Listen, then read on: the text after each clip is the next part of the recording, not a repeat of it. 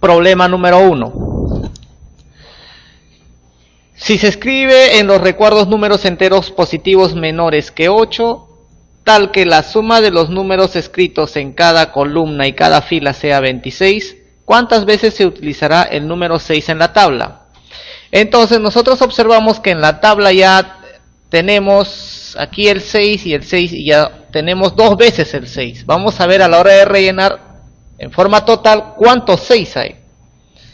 Lo que sabemos o lo que nos dicen según el problema es de que la suma en cada fila, columna, siempre debe ser 26. Y los números que vamos a colocar en cada casillero, los números tienen que ser menor que 8. O sea, aquellos números son, puedo escribir el 6, el 7, el 6, 5, 4, así hasta el 1. Cualquiera de ellos puedo utilizar en los casilleros. Pero al decirnos de que justamente la suma de esta fila sea 26, y aquí yo tengo 5, me falta 3 números cuya suma sea 21. Y la única forma de obtener 21 es que los 3 sean 7. No hay otra forma de obtener 21. De la misma forma, si yo sumo esta columna, también debe ser 26. Como acá tengo 5, acá estos 3 deben sumar 21. Y la única manera es que yo coloque 7, 7, 7. Entonces solamente nos faltan estos 6 casilleros. De la misma manera hacemos. Como la suma de esto debe ser 26. Entonces aquí yo tengo 7 más 6, 13. Significa que la suma de estos dos debe ser 13. ¿Y de qué maneras obtengo 13? Hay dos maneras de obtener 13. O es 7 aquí, 6 aquí. O podría ser 6 aquí y 7 aquí. Así, 7 más 6, 13. Con este de acá 13, 26. De la misma forma con el rojo. 6, 7, 13. Con este 13, 26. Ahora, veamos si los dos casos son posibles al continuar rellenando el resto del cuadro. Veamos por acá. Aquí también debe ser suma 26.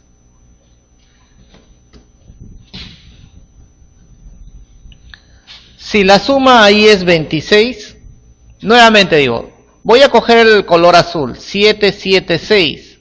Si fuese 7, 7, 6, ahí tenemos 14, 20. O sea, ¿cuánto falta? Faltaría 6. Ahora hacemos con el color de rojo. Si fuese 7, 6, 6, ¿cuánto faltaría para que me dé 26? Y acá tenemos 19, faltaría 7. Entonces estamos viendo, vamos los dos casos separando. Seguimos con la suma. Ahora voy a sumar esta parte. También yo sé que debe ser 26. Si sumo con la parte de azul, si sumamos con la parte de azul, estaré diciendo 7, 6, 7, eso me da 20. ¿Cuánto faltaría? Faltaría 6. Pero si hago con el caso rojo, 7, 7, 7, 21, ¿cuánto faltaría? 5. Que también es posible. Hasta ahora todo lo que estoy haciendo es posible. Ahora vamos a sumar esta parte. Si yo sumo esa parte, nuevamente de azul, digo 7, 6, 7, eso sería 20. Faltaría, como la suma aquí también debe ser 26, faltaría 6. Si hago con el caso rojo, 7, 7, 7, 21, faltaría 5 para que me dé 26. También hasta ahora todo está funcionando en forma correcta. Pero veamos ahora al querer rellenar esa parte. Yo sé que la suma también debe ser 26. Si fuese la parte de azul 7, 6, 6, acá sería 12, 19. 19 faltaría 7, que también es posible. Ahora la parte de rojo, 7, 6, 5, pero eso me da 18. ¿Cuánto faltaría para 26? Necesariamente debe ser 8. pero vemos que eso es imposible porque se supone que los números que van en los cuadros son menores que 8, pero al hacer la parte de rojo, todo es posible, pero menos esto. Por lo tanto, con eso queda descartado que la parte rojo no puede ir. Solamente me queda la parte azul y negro. Por lo tanto, al observar cuántos 6 hemos utilizado, por lo tanto decimos, respuesta, hemos utilizado 1, 2, 3, 4, 5, 6.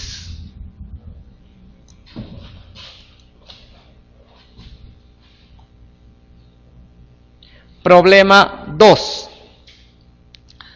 Nos dice, si los números m y n son enteros positivos con m menor que n, para determinar un único valor de mn a la cuarta menos m a la cuarta por n, se debe emplear 1, m por n igual a 10, 2, m es primo.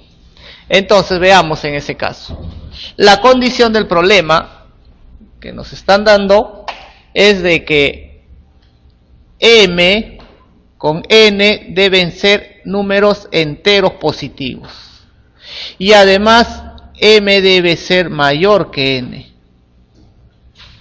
Ahora vamos a llamar a e a esa operación, a la operación m n cuarta menos m cuarta n. Ahora me piden que una vez que yo averigüe qué valores son m y n, al reemplazar a esta parte, me están pidiendo que eso debe tener un único valor. Entonces, ¿qué necesito como dato? Veamos. Me dan caso 1 y caso 2. Veamos, si con el dato número 1 será suficiente. Con el dato número 1 que me dan y me dicen de que m por n es 10, ¿con este dato será suficiente encontrar un único valor para esta operación? Entonces veamos, como m y n son enteros positivos y m debe ser mayor que n, ¿de qué manera puedo obtener producto de m con n igual a 10? Entonces una forma sería pues 5 por 2, pero otra manera sería 10 por 1.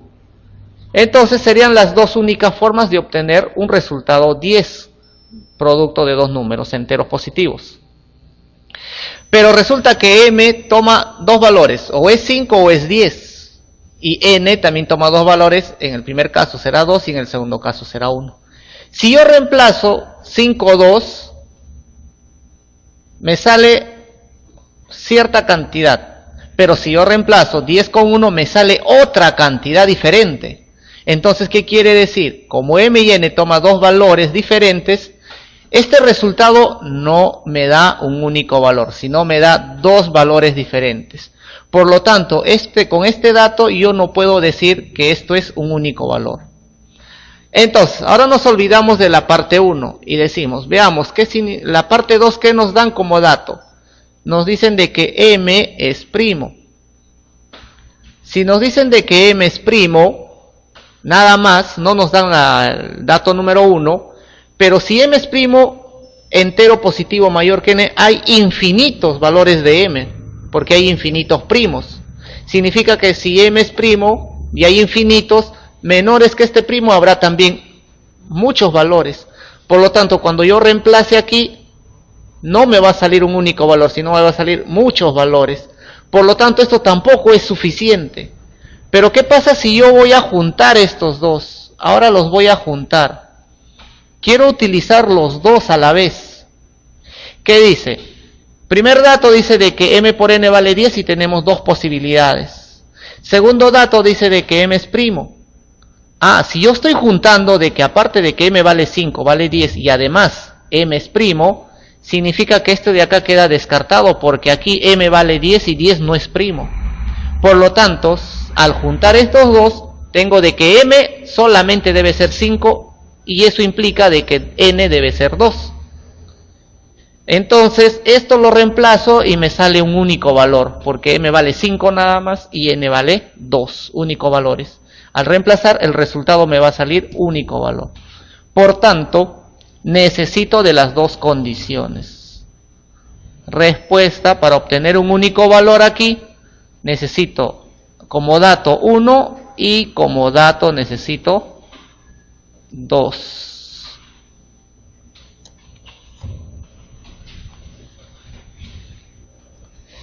Problema número 3. La siguiente tabla muestra los goles a favor y los goles en contra de 3 equipos que han jugado un partido de fútbol, todos entre sí. Si se sabe que Absorción ganó por 2 goles de diferencia cuántico, ¿cuál fue el resultado de dicho partido? Entonces, según la tabla, observamos de que los equipos son: un equipo es Absorción, otro equipo es Cuántico y otro equipo es Lantánidos. Entonces, los goles a favor: para Absorción 7, para Cuántico 7 y para Lantánidos 5. Goles en contra: para Absorción 3, para Cuánticos 8 y para Lantánidos 8. Entonces, nos están preguntando cuál fue el resultado del partido, y obviamente como yo observo 3 equipos y todos juegan contra todos, significa que debe haber 3 partidos diferentes, y voy a colocar aquí los 3 partidos diferentes.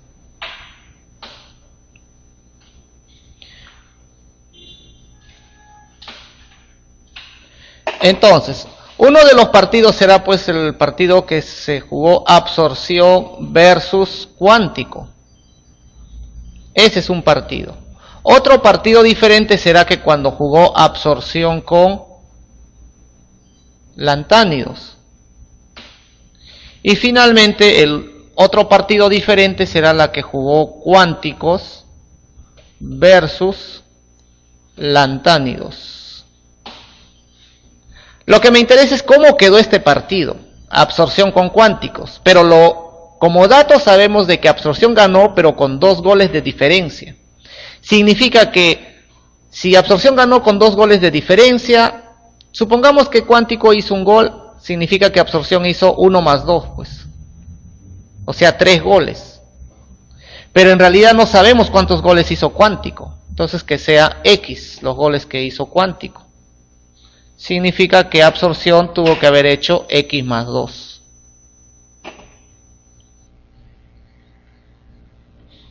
Entonces, si yo averiguo el X, se acabó todo el problema. Ahora veamos el partido Absorción Lantánidos. Pero para eso voy a utilizar justamente goles a favor de Absorción. ¿De qué manera voy a utilizar estos goles a favor de Absorción? ¿Qué significa goles a favor? Significa que los goles que hizo Absorción. En este partido, Absorción hizo X más 2 goles. En el otro partido, donde jugó Absorción, también hizo goles, pero yo no sé cuánto. Pero la suma de la cantidad de goles que hizo acá con esto de acá debe ser 7, porque de ahí no hay más partidos de Absorción. Como la suma de estos dos debe ser 7, significa que si acá yo puse, digamos, si ponemos acá un 5, aquí debe ser 2, porque 5 más 2 es 7. Pero 2 yo lo puedo escribir como 7 menos 5. Entonces, en realidad yo no sé qué es 5, pero sí sé que es X más 2, por lo tanto aquí será 7 menos X más 2. Al operar esto me va a quedar 5 menos X. Y cierto, si sumo él con él, efectivamente me da los 7 goles a favor de Absorción.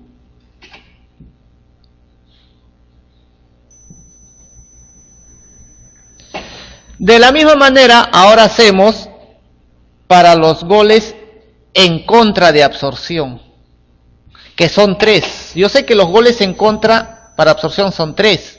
¿Eso qué significa? Los goles que le hicieron Absorción. Entonces tengo que ver los partidos de Absorción, que es esto y este partido. Aquí, los goles en contra para Absorción es X, porque son los goles que le hizo Cuántico a Absorción. Este de acá es goles en contra para Absorción. De la misma manera, esto de acá serán los goles que le hicieron absorción. Si sumo estos dos debe ser 3. Significa que si esto es X, esto debe ser 3 menos X. Ahora voy a utilizar este dato. 7 goles a favor para Cuántico. Ahora vamos a ver los partidos de Cuántico. Aquí está un partido de Cuántico y el otro partido es esta de acá. Goles a favor significa los goles que hizo Cuántico. Observamos que aquí Cuántico hizo X goles, hizo acá. Lo que hizo Cuántico son X. Aquí, estos serán los goles que hizo Cuántico. Si yo sumo estos dos, debe ser también 7. Pero si aquí es X, aquí debe ser 7 menos X. Ahora voy a coger los goles en contra para Cuántico, que son 8. Entonces, nuevamente, partidos de Cuántico es esta y esta de acá. Goles en contra, o sea, significa los goles que le hicieron a Cuántico, que es esto de acá. Estos son los goles que le hicieron a Cuántico. Y estos serán los goles que le hicieron también a Cuántico. La suma de él con él debe ser 8. Pero si aquí es X más 2, el otro será pues 8 menos X más 2. Pero operando esa parte quedaría 6 menos X. Entonces ahora nosotros podemos observar que ya tengo todos los partidos con los resultados, pero lo único que me falta es conocer el X. Pero aún no he utilizado este 5 a favor para lantánidos y este 8 en contra para lantánidos. No he utilizado todavía. Voy a utilizar este 5. Si utilizo este 5, ¿qué significa? Goles a favor para lantánidos. Entonces digo, ¿cuáles son los goles a favor para lantánidos? Lantánido, aquí está un partido y aquí está el otro partido. Goles a favor significa los goles que hizo. Acá hizo 3 menos X. Más, aquí también son los goles que hizo lantánidos. 6 menos X. Si sumo estos dos debe dar 5. Entonces 3 más 6 es 9. Menos 2x igual a 5. Resolviendo esa igualdad, 5 pasa a restar, 2x pasa al otro lado sumando y el 2 pasa a dividir. Resulta que x vale 2. Si ya conozco x, conozco todos los partidos, sus resultados. Pero como me preguntaban exactamente absorción con Cuántico, debe ser 2 más 2, 4 y aquí 2. O sea, el resultado del partido es 4 a 2.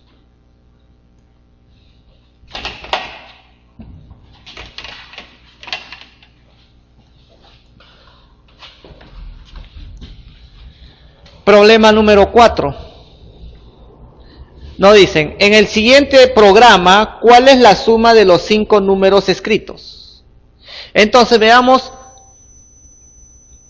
todo el esquema del programa.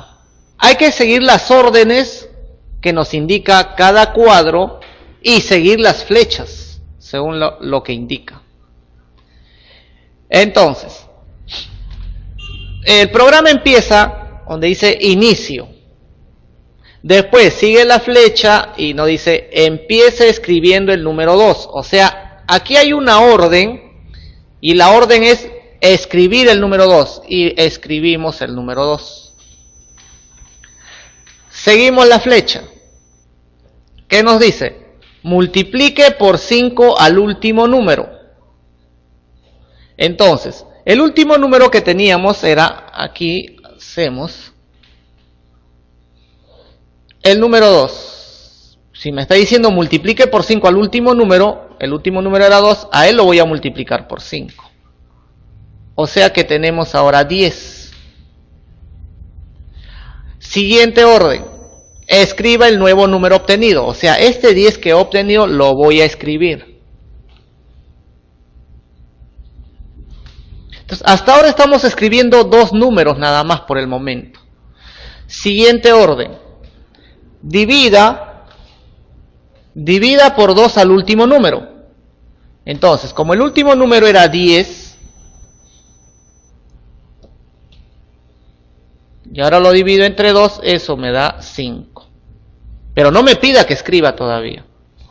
Entonces, al dividir me queda 5, estamos en este cuadro. Siguiente flecha. Pregunta, ¿el último número es entero? 5 es entero, efectivamente. La respuesta es sí. Sí es entero. Por lo tanto, seguimos la flecha del sí. Siguiente pregunta. ¿El último número es múltiplo de 3? O sea, este 5 es múltiplo de 3. Respuesta no. Entonces, como no es múltiplo de 3, seguimos la flecha y la flecha no es por esta parte. Y regresamos nuevamente a este cuadro. Pero recordar que nos hemos quedado en el número 5. Entonces, hemos regresado nuevamente a este cuadro. ¿Y qué dice este cuadro? Multiplique por 5 al último número. O sea, el último número que teníamos era 5, a él lo vamos a multiplicar por 5. Y eso me va a dar 25. Siguiente cuadro. Escriba el nuevo número obtenido. O sea que este 25 lo debemos escribir porque hay la orden de escribir.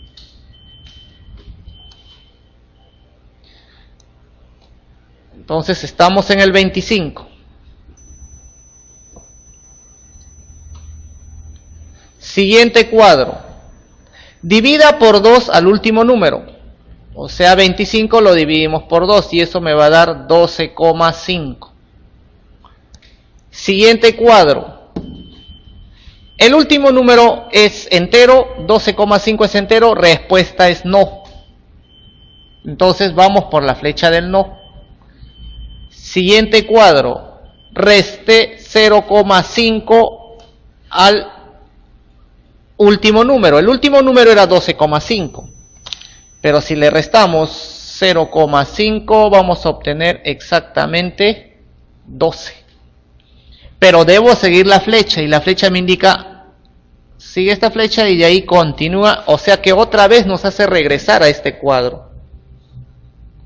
Entonces, al regresar a este cuadro, hay que tener en cuenta que el último número que teníamos era 12. Y ese 12 lo volvemos a poner aquí. Ahora dice, multiplique por 5 al último número. O sea, el 12 que teníamos lo multiplicamos por 5 y eso me va a dar 60. Siguiente orden, o siguiente cuadro, escriba el nuevo número obtenido. O sea que 60 que teníamos lo vamos a escribir. Siguiente cuadro, divida por 2 al último número. O sea que el último número que teníamos es 60. Y a 60 lo que vamos a hacer es dividir entre 2. Al dividir entre 2 obviamente sale 30. Siguiente cuadro. Pregunta, ¿el último número es entero? 30 es entero, respuesta sí. Seguimos la flecha del sí. Pregunta, ¿el último número es múltiplo de 3? 30 es múltiplo de 3, sí. Seguimos la flecha del sí. Pregunta nuevamente, ha anotado 5 números y observamos donde hemos anotado. Aquí están lo que hemos anotado, pero vemos que son 4. Por lo tanto, respuesta debe ser no. Entonces,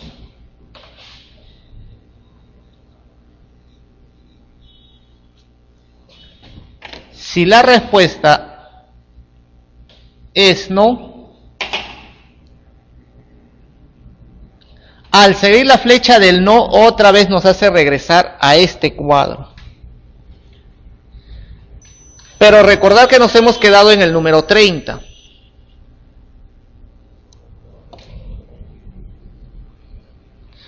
Nuevamente, este cuadro nos vuelve a decir, multiplique por 5 al último número, o sea 30 por 5, y eso me da 150. Escriba el nuevo número obtenido. Escribimos el 150. Divida por 2 al último número, o sea, a 150 que tenemos, lo vamos a dividir entre 2. Y eso me debe dar 75. Pregunta, El último número es entero, 75 es entero, respuesta sí. Seguimos la flecha del sí. El último número es múltiplo de 3, 75 es múltiplo de 3, respuesta también es sí. Seguimos la flecha. Siguiente pregunta, ¿ha anotado 5 números? Contamos, y efectivamente sí hemos anotado 5 números. Seguimos la flecha del sí y nos lleva a la parte que dice fin, o sea, acabó todo el proceso. Ahora, lo que nos piden es, ¿cuál es la suma de los 5 números escritos? Aquí tenemos a los 5 números escritos y por lo tanto decimos, para la respuesta, simplemente hay que sumar esos 5 números, porque ya acabó el programa.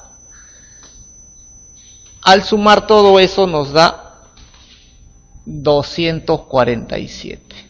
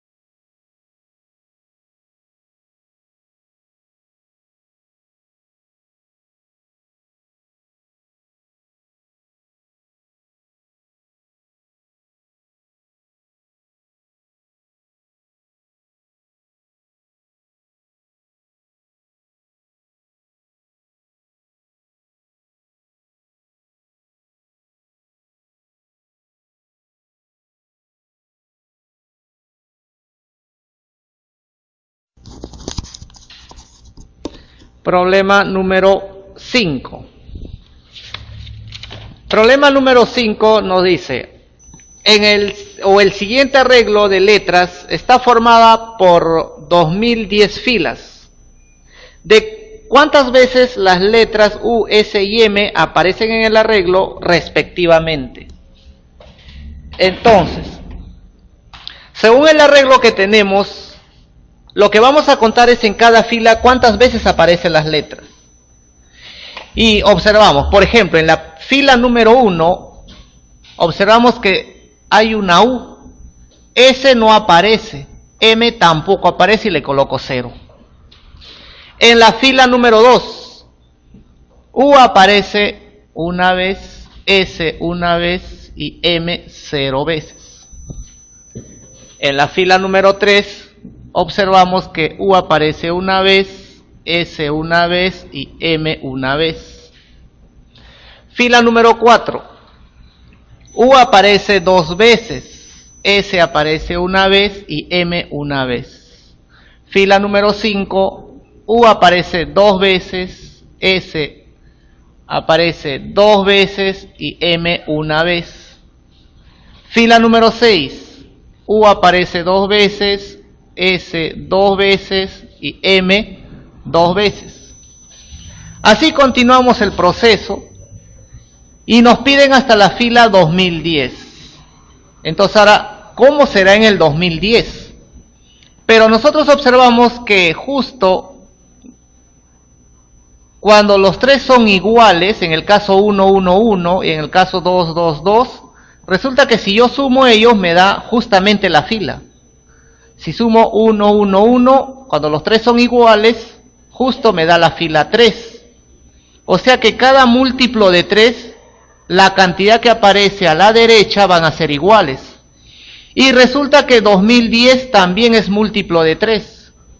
O sea que, ¿cuántas U va a aparecer? Si estamos en la fila 2010, va a aparecer 670 veces U, 670 veces S y 670 veces M.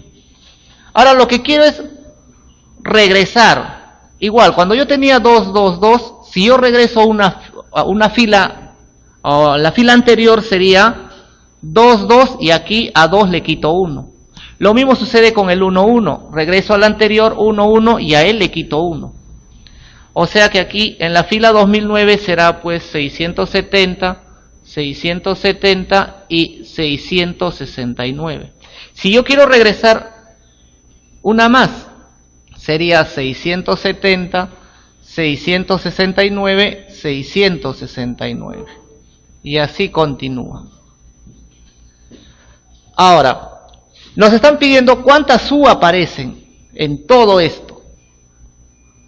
Observamos que hay 3 veces U, 3 veces 2, después seguirá 3 veces 3, hasta el final, 3 veces 670.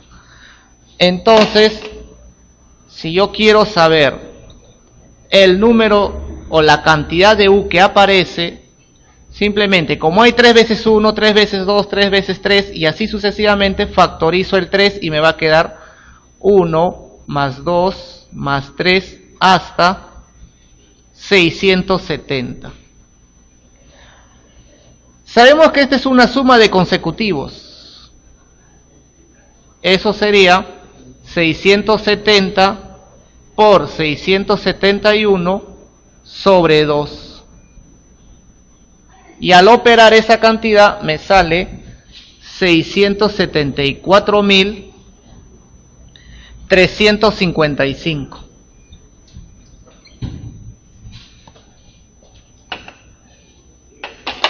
Entonces, de la misma manera yo puedo hacer para las otras letras. Puedo hacer para el S y también puedo hacer para el M. Entonces, si yo quiero hacer para el S,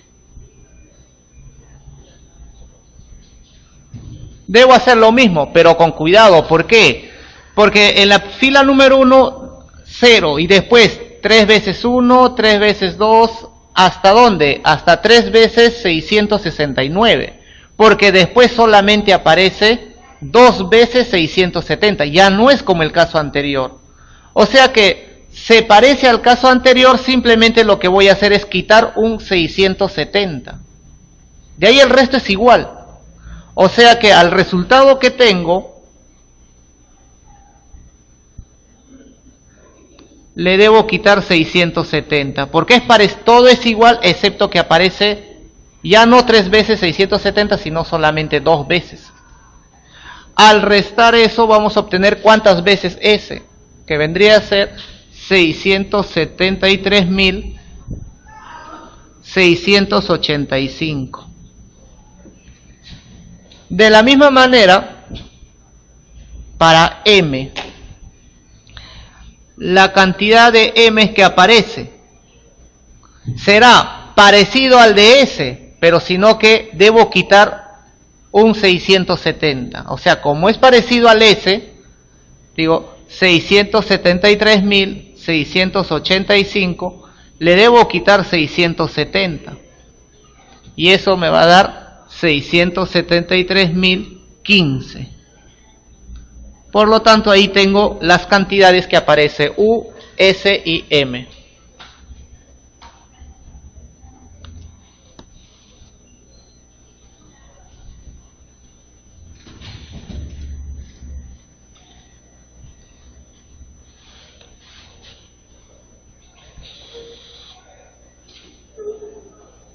Problema número 6.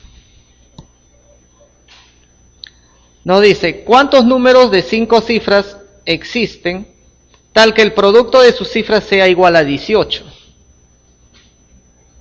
Entonces, sea el número de 5 cifras.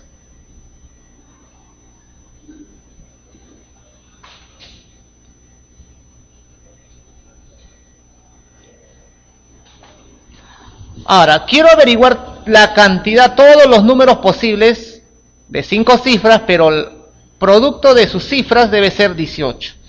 Entonces, la condición del problema es que nos están indicando de que si yo multiplico cifra A por cifra B, por cifra C, por cifra D y por cifra E, ese producto me tiene que dar 18.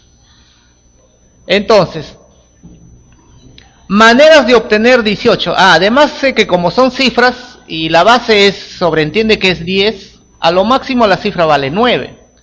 Y como mínimo las cifras tienen que ser 1 y todas deben ser como mínimo 1. ¿Por qué? Porque ¿qué pasa si una de las cifras fuese 0? Al multiplicar ya no me daría 18.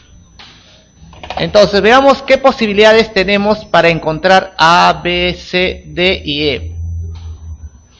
Una forma sería, ¿qué pasa si uno de ellos, exactamente yo no sé quién, pero uno de ellos fuese el 1, otro fuese el 1, otro fuese el 1, otro el 2 y uno de ellos que sea el 9? Si yo multiplico estas cifras, efectivamente tengo 18, pero el detalle está que yo no sé quién es el 1, quién es el 2, quién es el 9 y quiénes son los otros unos. Entonces, pero una manera de obtener 18 sería de esta forma. Ahora, recordando una observación. Si yo tengo 3 letras A, B, C, o 3 personas, y yo quiero colocarlos en 3 asientos diferentes, ¿de cuántas maneras diferentes se pueden ubicar estas 3 personas en estos 3 asientos? Entonces, como son 3 personas y con ellos quiero formar grupos de 3, porque los 3 deben estar ubicados, y además interesa el orden, porque A podría estar acá, y es diferente que A esté en el medio.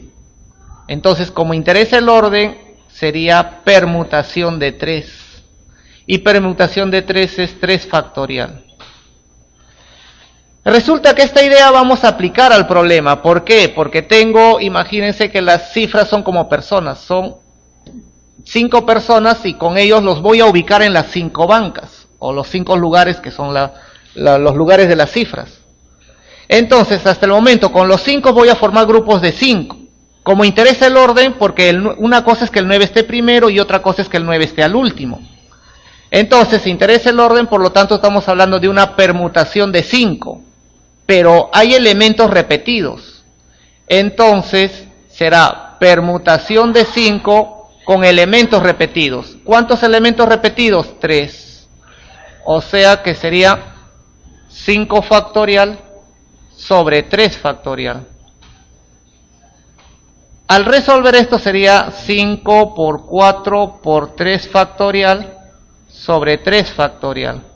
Cancelamos 3 factorial y me queda 5 por 4, o sea 20. O sea que con estas cifras yo puedo encontrar 20 números diferentes.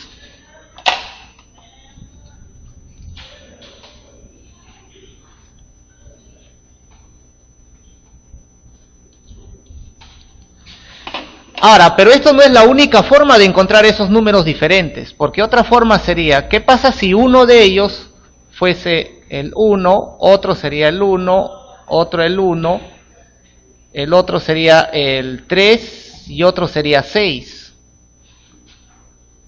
Y efectivamente, si yo multiplico ellos, también me da producto de cifras 18.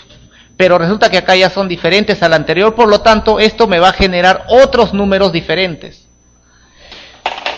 Nuevamente, como son 5 elementos, si quiero ubicar los 5 para obtener el número de 5 cifras, será una permutación de 5. Pero resulta que hay 3 elementos repetidos, con repetición. Sería eso 5 factorial, 3 factorial. Al igual que el caso anterior, también sale 20. Finalmente, otra manera de obtener un número de 5 cifras cuyo producto de cifras sea 18 sería, uno de ellos sea 1, 1, otro sea 2 y otro sea 3, 3. De esta manera también obtengo producto de cifras 18 y además son diferentes a los anteriores. Entonces, nuevamente, son 5 elementos y voy a formar grupos de 5 con ellos y como interesa el orden, permutación de 5. Pero aquí hay 2 repetidos, o sea, los 2 del 1 y los 2 del 3. Y esto sería 5 factorial, 2 factorial, 2 factorial. Permutación con repetición. Al resolver esta parte me va a salir 30. Por tanto, ahora qué hago con este 20, 20 y 30 que he obtenido, porque no hay otra manera más de obtener números diferentes cuyo producto de cifras me dé 18. Son los únicos casos. Entonces decimos, este es un caso cuando tengo 1, 1, 1, 2 y 9. O otro caso sería cuando tengo 1, 1, 1, 3, 6. Como yo estoy utilizando el conectivo O, sería principio de adición. Lo mismo sería o este último caso. Entonces, como estamos utilizando conectivo O, vamos a aplicar principio de adición. Por lo tanto, el total de números diferentes sería 20 más 20 más 30. Y eso nos da exactamente 70 números diferentes.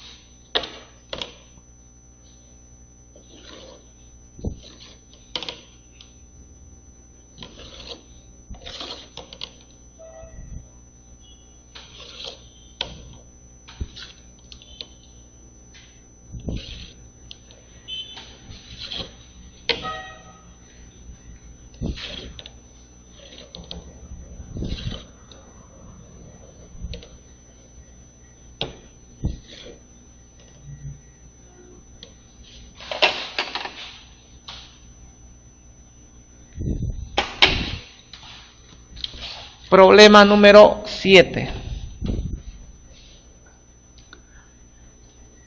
Una pareja de esposos y 4 hijas van al cine y encuentran 6 asientos vacíos en la misma fila. Si las 4 hijas siempre quieren sentarse juntas, ¿de cuántas maneras diferentes puede sentarse toda la familia? Entonces nosotros observamos que tenemos a los padres y 4 hijos, 4 hijas.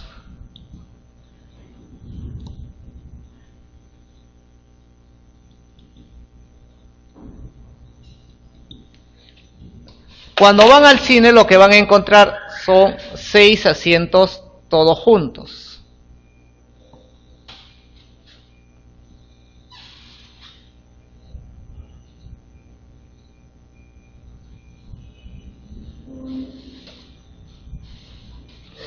Entonces, lo que nos dice el problema es de que, ¿de cuántas maneras pueden sentarse los 6 en esta fila de sillas? Que todos están juntos, pero las niñas no pueden separarse. Entonces, primero veamos, como las niñas no pueden separarse, ellos van a formar un bloque. Entonces vamos a hablar de bloques. Esto fuese un bloque, como ellos no necesariamente están juntos, hablamos de 2 bloques y 3 bloques. Entonces, si estamos hablando de un bloque, 2 y 3 bloques, esos 3 bloques, llámalo A, B y C como el caso anterior, bloque A, bloque B y bloque C, y estos bloques se van a sentar obviamente en esta fila. Como estamos hablando de bloques, estos 3 bloques los voy a ubicar en esta fila. ¿De cuántas maneras los puedo ubicar? Obviamente estamos hablando de 3 espacios diferentes. Entonces, como tengo 3 bloques y 3 espacios diferentes que se van a ubicar y todos van a encajar exacto en los 6, entonces 3 bloques con 3 espacios, ¿de cuántas maneras lo puedo ubicar? Y eso vendría a ser permutación de 3, como el caso anterior que hemos visto. Por lo tanto, el número de maneras que pueden sentarse para los bloques sería permutación de 3. Estamos hablando de bloques. Ahora, como este bloque es de uno solo, este es bloque de uno solo, pero este bloque es de 4, ahora me concentro en el bloque de las niñas. Si me concentro en el bloque de las niñas, digo,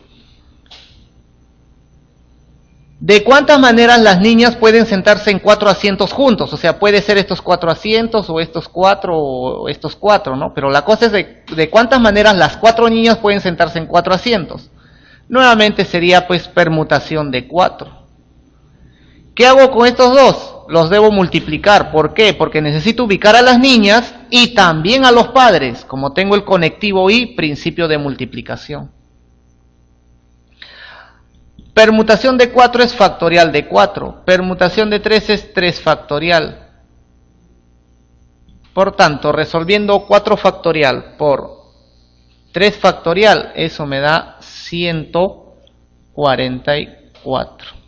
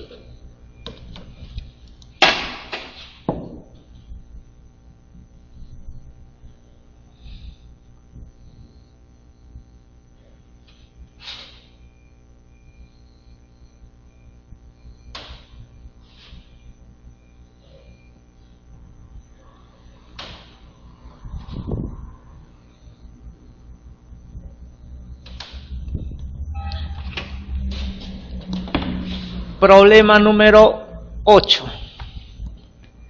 ¿De cuántas maneras diferentes se puede colocar 6 cajas iguales en un estante cuya forma es la que se indica en la figura? Si se desea que en cada casilla haya a lo más una caja y en cada fila y cada columna 2 cajas. Entonces, como son 6 cajas que voy a colocar, una manera sería pues que aquí coloque la caja y aquí deje vacío. ¿Qué pasa si yo coloco caja y caja aquí? Resulta si yo coloco de esta manera, en esta fila hay 2, en esta fila hay 2, en esta columna hay 2, hasta ahí está cumpliendo las condiciones del problema. Pero en esta fila debo colocar 2 cajas. Bueno, aquí podré colocar 1. Y la otra caja necesariamente va aquí o aquí, pero si va en uno de ellos, resulta que en la columna ya va a haber 3. O sea, quiere decir que de esa forma no debo colocar. Por lo tanto, ¿cómo sería? Bueno, si ya coloqué 2 aquí, 2 juntos, aquí otra caja, aquí necesariamente debe ir la otra caja. Y en la tercera, aquí debe estar vacío porque ya no puede haber 3, entonces caja aquí y caja aquí. Entonces una forma de colocar sería eso.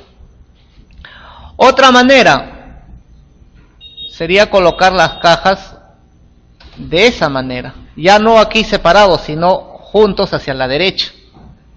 Y las otras 2 cajas en la última fila tendría que ser de esa forma. Y cumple las condiciones del problema, que en cada fila, cada columna hay 2. Otra manera, ¿cómo sería? Que yo coloque cajas aquí al inicio separadas. Aquí la caja y aquí la caja. En la tercera, aquí vacío, caja, caja. Otra manera diferente sería que yo coloque las 2 cajas en la segunda juntas, pero a la derecha. Como aquí hay 2, acá vacío, aquí las otras 2 cajas. Otra manera, ¿cómo sería? Que en la primera coloque las 2 cajas a la derecha. A segunda, 2 cajas juntas. Como aquí hay 3, aquí vacío, significa que aquí 2 cajas. Y finalmente, otra forma diferente sería que yo coloque en el medio o en la segunda las 2 separadas. Como aquí hay 2, aquí vacío, entonces significa que aquí va uno y aquí va otro. Conclusión, he encontrado 6 maneras diferentes de ubicar las cajas, donde en cada fila, cada columna haya 2. Por lo tanto, respuesta 6.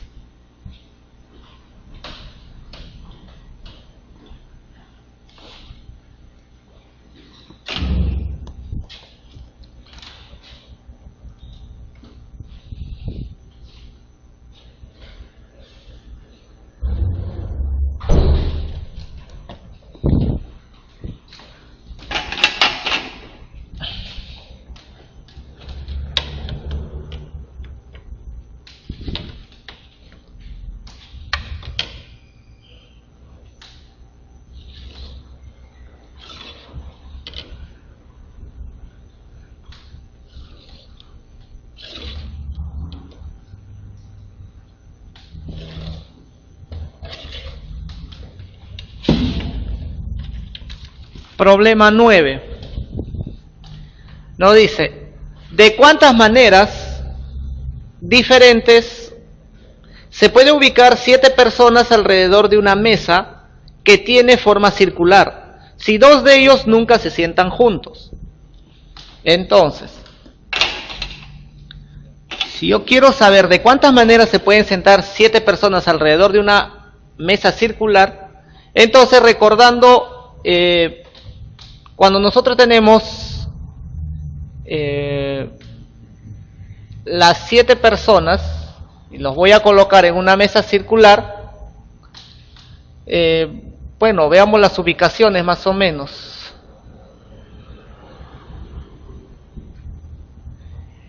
Tenemos la mesa circular y justo los 7 lugares donde van a estar las personas. Si el problema fuese así sin ninguna restricción, ¿no? Si el problema fuese sin ninguna restricción, yo quiero saber el total de maneras que pueden ubicarse las 7 personas, simplemente sería factorial de 6. Porque ¿qué se hace cuando es circular? Cuando es circular siempre se va a fijar un lugar. Si fijamos un lugar, supongamos que estamos fijando ese lugar, ¿cuántas personas quedan? 6. Por lo tanto, esas 6, lo que voy a hacer es formar grupos de 6 con las 6 personas. Como interesa el orden, simplemente sería permutación de 6. O sea que cuando es circular, siempre se fija una persona y se aplica permutación. En cambio, cuando era lineal, se aplica permutación, pero a todos. En cambio acá, a uno menos. Entonces, aquí voy a colocar el total de maneras, sin ninguna restricción. Entonces, sean las personas, vamos a poner acá.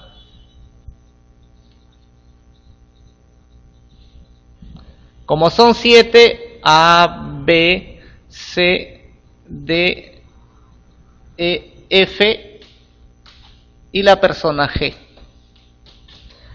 Ahora, aquí estoy poniendo el total de maneras, pero no me piden a mí el total de maneras, sino me piden si 2 personas no pueden sentarse juntas. Ahora, el detalle está que las personas que no pueden sentarse juntas, vamos a fijar lo que sean la persona A y B, ¿no? Estas 2 personas que sean las que no pueden estar juntas.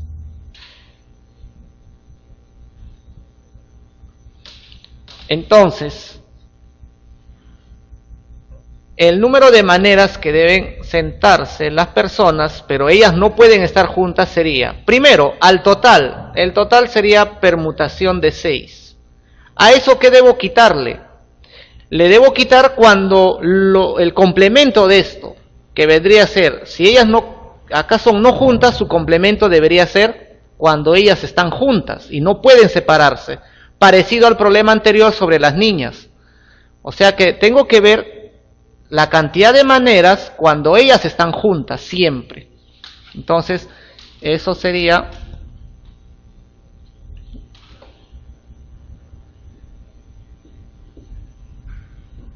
Supongamos que las 2 deben estar juntas, entonces ellas formarían un bloque, tanto A como B. O sea que este sería cuando A y B están juntas. O sea, si al total de maneras, cuando no hay restricción, le quito, cuando A y B están juntas, ¿qué me saldrá? Obviamente el total de maneras cuando no están juntas. O sea, al total le debo quitar cuando sean juntas. Ahora, si estamos considerando como un solo bloque, ya hablamos de cuántos bloques. 1, 2, 3, 4, 5, 6. O sea que permutación de 5. Porque debo fijar siempre uno. Pero este bloque, que son 2 personas, ¿de cuántas maneras se pueden sentar? Como son 2 personas, será pues permutación de 2. Y los debo multiplicar. Ahora veamos. Permutación de 6, 6 factorial. Menos permutación de 2, 2 factorial. Permutación de 5, 5 factorial. Al operar todo eso, vamos a obtener 480. Número 10. Nos dice, a una conferencia asistieron 9 argentinos y 5 peruanos. Se desea formar un grupo de trabajo conformado por 7 de estas personas. ¿De cuántas maneras diferentes se puede formar el grupo si deben estar presentes por lo menos 3 peruanos y por lo menos 3 argentinos? Por lo menos significa, o es lo mismo decir como mínimo tiene que haber 3. Significa que debe haber 3 como mínimo, puede haber 3, puede haber 4, puede haber 5, etcétera, etcétera.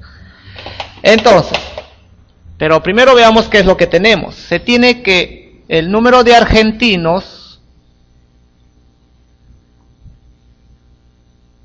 es 9. Y el número de peruanos es 5. Entonces, lo que se quiere formar es grupos de 7.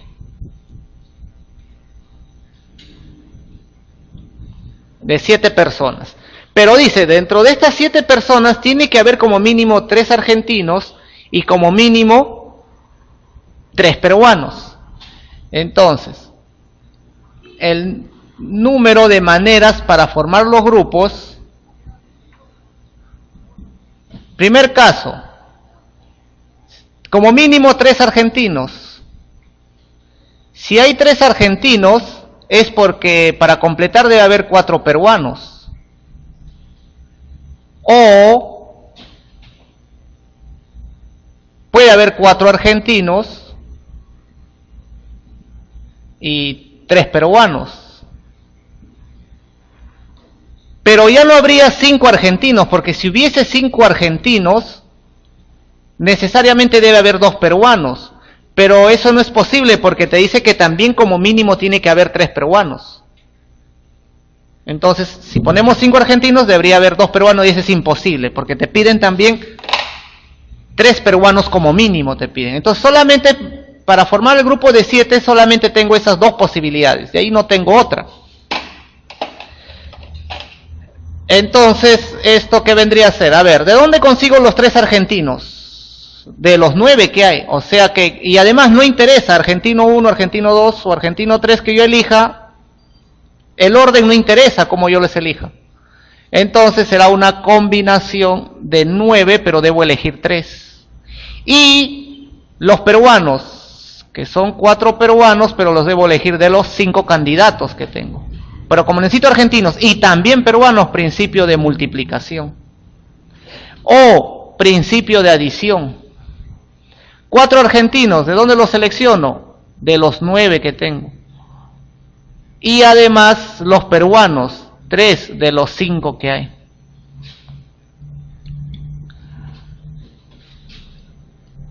Al operar toda esa combinación, nos habíamos dicho que el número de maneras de formar los grupos de 7 era, como me pedían mínimo de argentinos 3, o por lo menos 3, entonces una manera sería 3 argentinos con 4 peruanos, porque ahí tengo las 7 personas.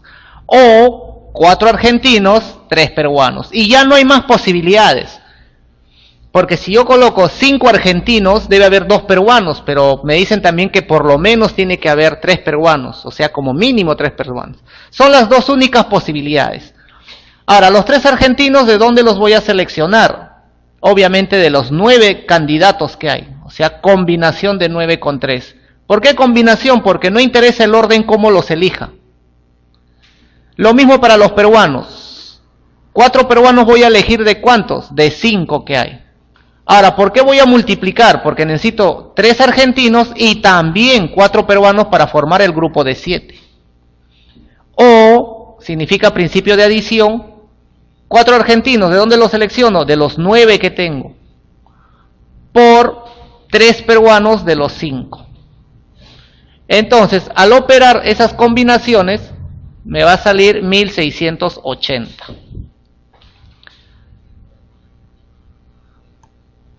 Problema 11. Dice, sea el número, o me dice cuántos números de 3 cifras no emplean el 3 ni el 7 en su escritura. Entonces, sea el número ABC, número de 3 cifras, pero resulta que yo quiero todos los números, pero no se debe emplear ni el 3 ni el 7. Entonces, A, que es primera cifra. Valores que puede tomar A es el 1, el 2, el 3 no puede, sería el 4, 5, 6, 7 tampoco, porque no debo utilizar el 7, 8 y 9. Son los únicos valores que puede tomar A. O sea que ¿cuántos valores puede tomar A? Observamos que A puede tomar 7 valores diferentes. Ahora para B.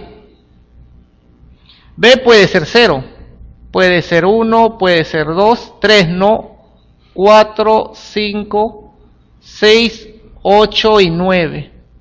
O sea que B puede tomar 8 valores diferentes. De la misma manera para C.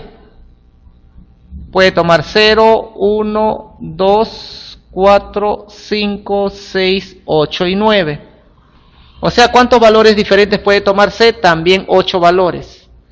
Por lo tanto, ahí me piden el total de números. Entonces, por lo tanto, si yo quiero el total de números diferentes, simplemente hago principio de multiplicación. ¿Por qué? Necesito de la primera cifra y también de la segunda y también de la tercera. La primera toma 7 valores diferentes. Por la segunda toma 8 y la tercera también toma 8 valores diferentes. Principio de multiplicación.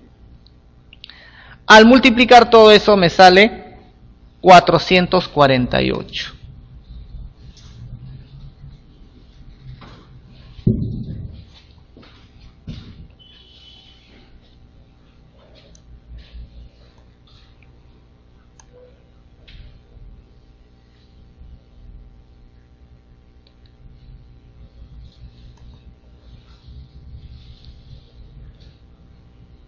Problema número 12.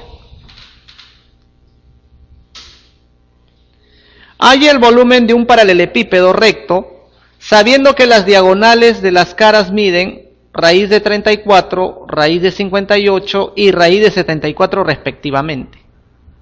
Entonces, tenemos un paralelepípedo recto, o sea, decir que las aristas son perpendiculares a la base. Si yo quiero calcular el volumen, necesito conocer largo, ancho y altura. Si yo conozco estos tres, se acabó, porque el volumen simplemente es A por B por H. Ahora, por datos nos dicen que las diagonales de ese paralelepípedo mide. Pero primero vamos a ver quiénes son las diagonales. Una de las diagonales será justo en la base, en el piso. De la cara del piso, esa será una diagonal. De la cara de la derecha que está, también eso será otra diagonal. Y finalmente la cara del frente también tendrá otra diagonal diferente. Cada una de ellas tiene un valor distinto. Me dicen que una de ellas es raíz de 34, otra raíz de 58,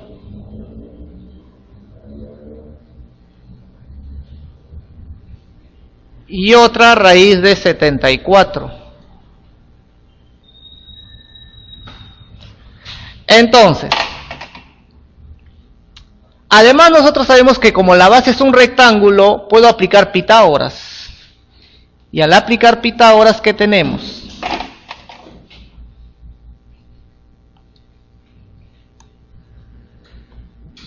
Tenemos de que A al cuadrado más B al cuadrado debe ser hipotenusa al cuadrado. Pero hipotenusa, o sea, raíz de 34 al cuadrado es 34.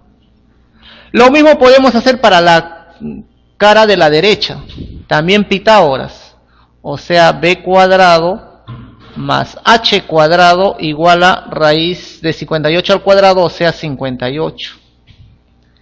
De la misma forma podemos hacer para cara del frente, porque tengo A y este también será H, pues. Sería A cuadrado más H cuadrado igual a raíz de 74 al cuadrado, que sería 74. Estos de acá, como yo tengo tres ecuaciones con tres incógnitas, se puede resolver. O sea, podemos averiguar cuánto vale A, cuánto vale B y cuánto vale H. Lo que vamos a hacer es sumar. Si yo sumo las tres, voy a obtener 2 veces A, 2 veces B y 2 veces H cuadrado. Entonces, ese 2 paso al otro lado a dividir. ¿Pero a quién va a dividir? A la suma de esta de acá. ¿Y la suma cuánto sería? sería aquí 16 llevo 1, 166. 166 entre 2 me quedaría 83. Pero además, utilizando el primer punto, yo sé que esto vale 34. Pero si él vale 34, ¿cuánto debe ser h cuadrado para que me dé 83? Y la única manera o el único valor es que sea h cuadrado 49. Si h cuadrado vale 49, entonces h debe ser 7, no hay otra. Nuevamente aquí, si h vale 7, o sea 7 al cuadrado 49, él debe ser, b cuadrado debe ser 9. Si b cuadrado es 9, significa que b debe ser 3. De la misma manera, si b cuadrado es 9, él debe ser 25, o sea, significa que a vale 5. Por tanto, ya tengo a, b y h. Con lo cual llegamos al volumen pedido simplemente. Volumen del paralelepípedo será pues 5 por 3 por 7. Al multiplicar todo eso nos sale 105.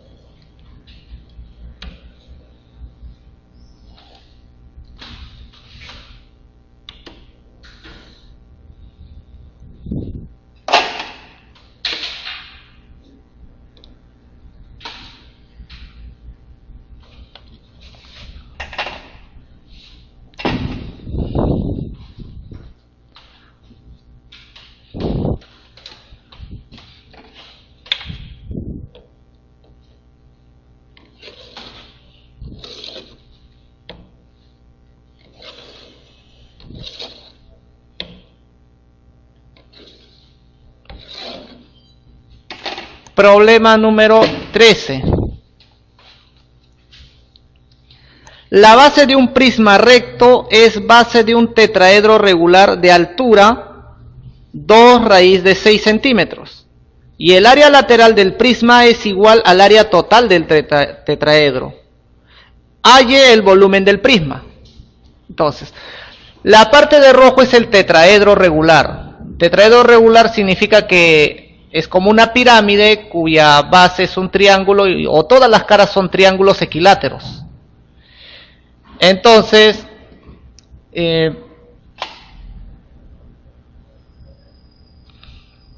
como yo sé que la base es un triángulo equilátero, lo llamo 6A. Aquí también 6A, o sea, la arista del tetraedro será 6A. Después nos dicen que la altura de ese tetraedro vale 2 raíz de 6. Entonces, si de acá yo trazo la altura, más o menos cae por...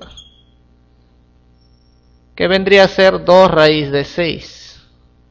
Ahora, nosotros sabemos que la altura del tetraedro regular siempre debe caer necesariamente en el baricentro.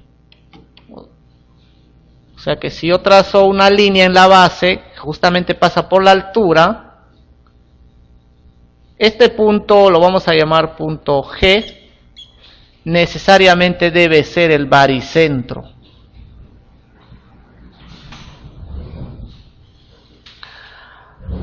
Y como es si este es baricentro, significa que él es bisectriz, altura, mediana, es todo. Entonces, si es mediana, esta parte vale 3A y esta parte también vale 3A. Entonces, 6A, 3A por Pitágoras, o también sabemos que el ángulo es 60 grados. Y aquí 30 grados. Triángulo notable. 6A, 3A, aquí será 3A raíz de 3. Pero nosotros sabemos que el baricentro en relación está de 2 a 1. Entonces esto será 2a raíz de 3 y esta parte a raíz de 3.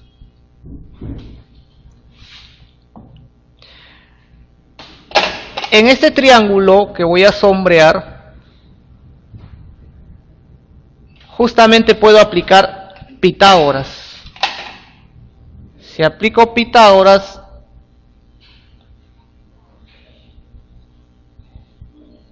sería cateto, o sea 2a raíz de 3 al cuadrado, más el otro cateto, 2 raíz de 6 al cuadrado.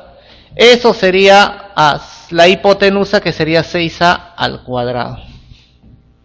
Resolviendo esa parte, acá sería 12 veces a cuadrado más 24 igual 36 a cuadrado. Y de ahí resulta que a vale 1. Entonces, si a vale 1, significa que ya conozco del tetraedro su arista, que vale 6. Por tanto, si yo quiero el volumen del prisma, ya tengo el área de la base, pero me faltaría la altura h. Entonces, ¿cómo averiguamos esa altura h? Hay un dato que nos dice que el área lateral del prisma,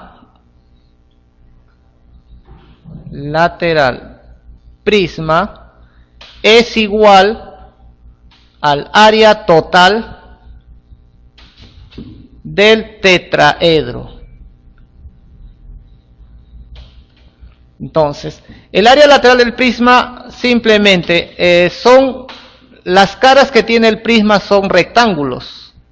O sea, sería, como yo sé que A vale 1, sería 6 por h. Pero tiene tres caras, sería 3 por 6h igual. Área total del tetraedro.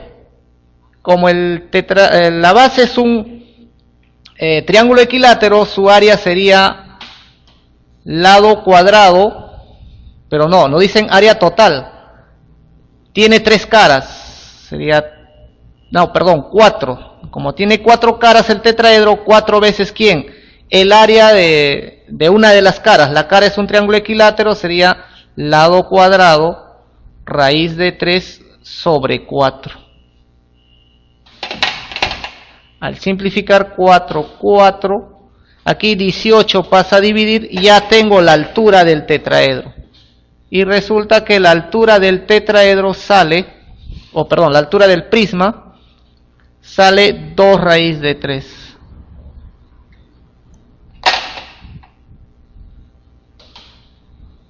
Por tanto, ya tenemos el área de la base y tengo la altura del prisma. Por lo tanto, ya puedo calcular el volumen del prisma.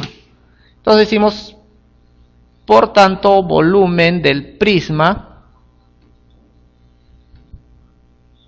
área de la base, 6 raíz de 3 sobre 4, por la altura vale 2 raíz de 3. Al operar todo eso, nos sale 54. Número 14.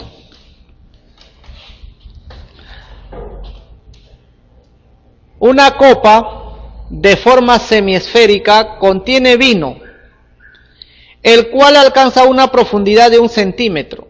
Si el diámetro de la copa es 6 centímetros, determine el volumen de vino que contiene. Entonces, nosotros tenemos la copa en esta parte, que obviamente es la mitad de una esfera, la cual contiene vino, pero cuya profundidad del vino es 1 centímetro. Después nos dicen que el radio o el diámetro de esa copa, en realidad si yo completo la esfera, sería diámetro de la esfera, vale 6. Eso indica que el radio vale 3. Si yo completo por acá, Todo esto vale 3. Significa que esta parte debe ser 2. Además, si nosotros unimos el centro de esta esfera o el centro de la copa, de la esfera cuando completamos, centro, unimos este punto, justamente eso también será el radio que vale 3. Pero tenemos 2, 3 Pitágoras, gracias a Pitágoras tengo esta longitud. Esta parte vendría a ser otra circunferencia, o sea, quiero el radio de esta circunferencia de donde está la capa más alta del vino. 3 al cuadrado 9, 2 al cuadrado 4, pasa restando 5, o sea, eso vale raíz de 5. Entonces, con esos datos ya podemos calcular el volumen del vino. ¿Cómo? Para eso una pequeña observación.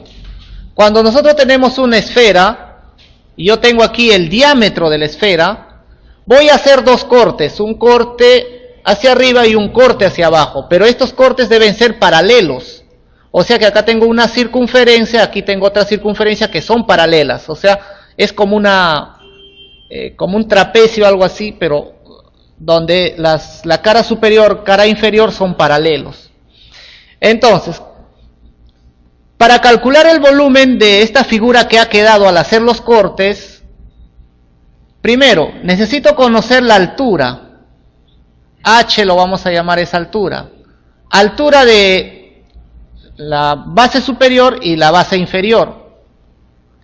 ¿Qué más necesito? Necesito el radio de la cara superior, porque como es una circunferencia hay un radio, lo llamamos B. También necesito el radio de la base inferior, que lo llamo A. Entonces, conociendo estos 3 datos, los radios y la altura, suficiente para calcular el volumen. Por tanto, ¿cómo se calcula el volumen? Sería pi h al cubo sobre 6 más pi h sobre 2 multiplicado esta parte justamente por los radios, o sea, primer radio al cuadrado más segundo radio al cuadrado. Con eso podemos calcular el volumen de de este sólido que tenemos. Entonces, eso vamos a utilizar al problema, porque en nuestro problema, ¿cuál sería la altura h? Bueno, llevando esto a nuestro problema, h vendría a ser 1. ¿Por qué h vendría a ser 1?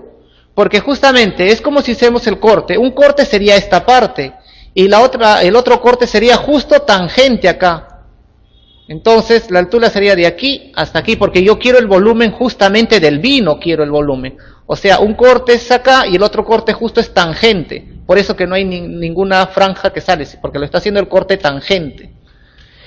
Por eso que la altura vendría a ser de aquí hasta aquí. H vale 1. Ahora, ¿cuánto vale B? En nuestro caso, B vale justamente raíz de 5. ¿Y cuánto vale A? Como es tangente el corte aquí, A debe ser 0. Por tanto, con eso ya podemos calcular el volumen del vino. Entonces, quiero volumen de vino, simplemente pi, h vale 1, o sea, 1 al cubo sobre 6, más pi por h que vale 1 sobre 2, todo multiplicado por ¿quién? A al cuadrado, o sea, 0 cuadrado más b, que vale raíz de 5 al cuadrado. Al operar todo eso nos va a salir exactamente 8 pi tercios.